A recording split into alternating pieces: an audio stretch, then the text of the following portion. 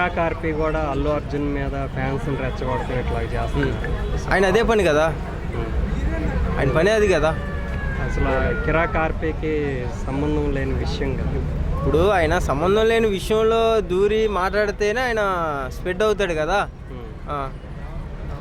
So ఇప్పుడు అల్లు అర్జున్ ఫ్యాన్స్ని అట్లా రెచ్చగొట్టేసి వేరే విధంగా తీసుకెళ్తే ఈ గొడవలకి ఇష్యూకి కారణం అవుతుంది కదా. ఎన్ని గొడవలైనా ఎంత రెచ్చగొట్టినా అల్లు అర్జున్ గారు ఎలాంటి మనిషి, ఆయన ఏ స్థాయి నుంచి ఎవరు గుర్తింపు తీసుకొచ్చారో అవన్నీ కూడా మాకు గుర్తున్నాయి.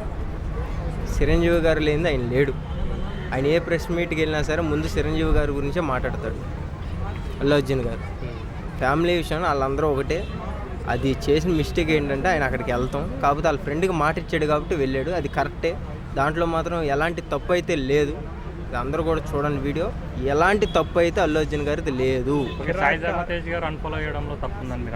ఇప్పుడు అన్ఫాలో పెద్ద విషయమే ఉంది భయ్య. ఇప్పుడు నేనున్నా, నాకు కొడతాను తీసుకుంటా, అది పెద్ద విషయం ఏంటి?